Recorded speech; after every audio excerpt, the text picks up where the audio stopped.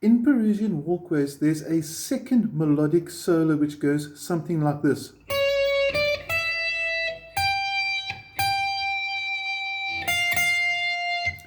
We're going to first now play along with the backtrack, but this time I'm first going to use some slides.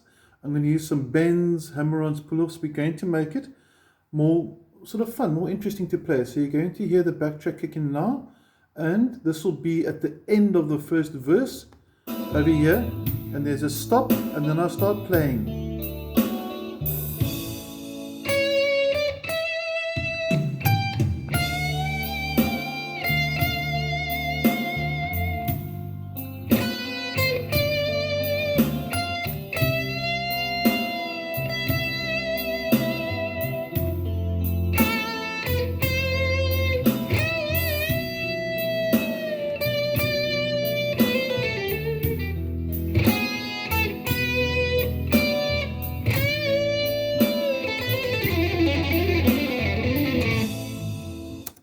Okay, let's first learn the notes of the tune. There are a few notes that aren't actually in that Phrygian scale we mentioned earlier, like this note here, which comes from the major blues scale, and we're not going to go too much into the theory, but let's first learn the tune. The first bar is going to go.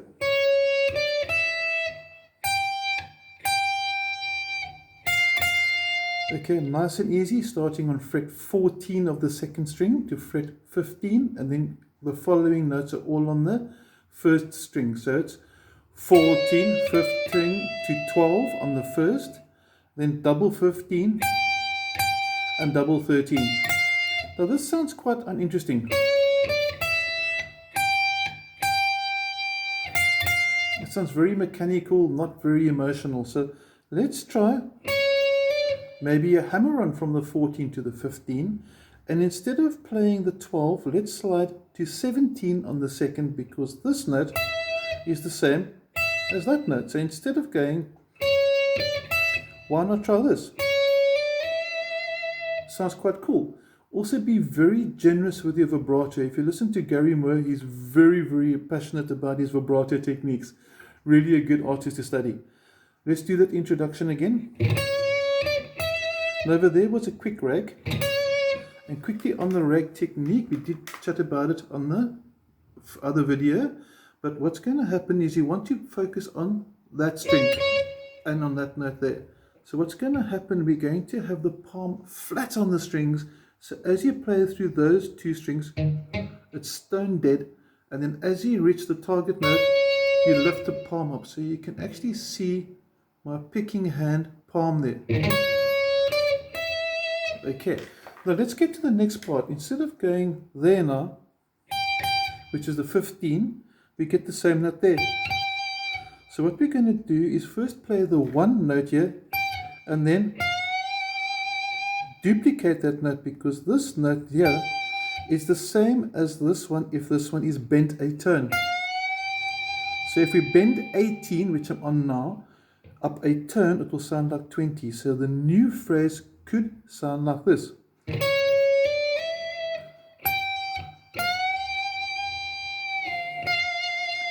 And then after the bend, we bring it down. That's the first 18, and we pick it again. And you can hear now, here's our new variation.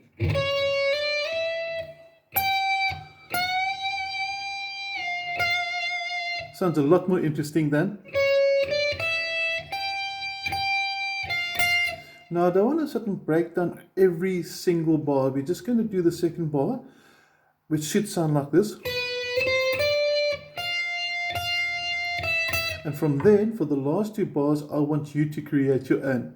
Now again, instead of going, why not try hammer and a bend? And then from the next part, and this one over here is a semitone bend, so it's not as an aggressive bend, because if you bend a lot, you're going to overshoot that note. So your new variation for the second bar could be, and then and again the vibrato. You'll notice that for the vibrato, the classical vibrato method is a left and right movement, which is not very pronounced. I prefer an up and down movement, so your hand is like that. You can see my hand is sort of frozen, and it's almost like it's riding on the edge of my palm. So when I bend with the vibrato, you'll notice that the hand didn't change shape. Okay, so my hand stays frozen and the wrist action gives me my vibrato. Let's put the first and second phrases together now one more time with the backtrack so we can hear it. We're going to go back to 1 minute 10 seconds on the track, and we're going to hear that stop, and we're going to see the new variation coming in shortly.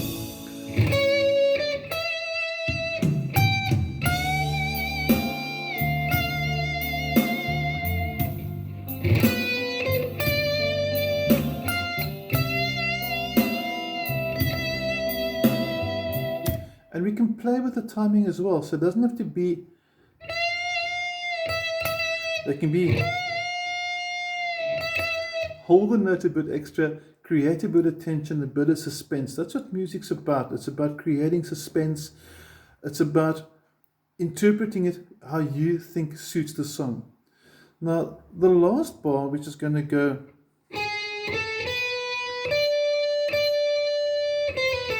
on the original, he does something weird which I've never worked out, but it sounds cool. Something sort of... Okay, that's just improvising on the spot. But the important part is you want to end on that note, which is the A note, because that's the chord he's resolving to. So as long as you can do something quick, even if it's... It doesn't have to be... That's a bit ridiculous.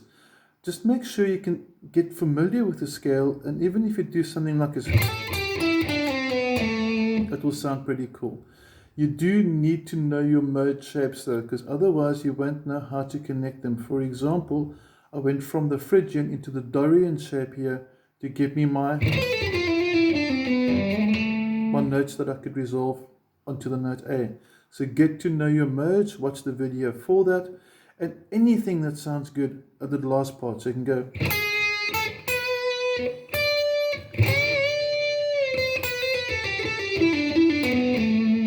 It sounded okay. It wasn't like a wow ending, but you get the idea for that. I want you to go with what your techniques allow you to do and improvise. Remember, I want you to innovate, not imitate. Create your own style.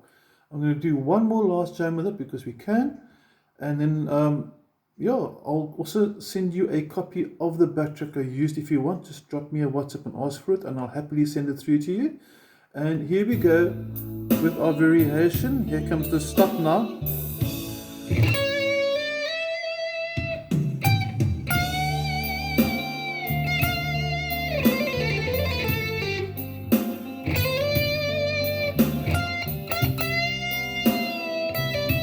And I'm putting a bit extra inside here.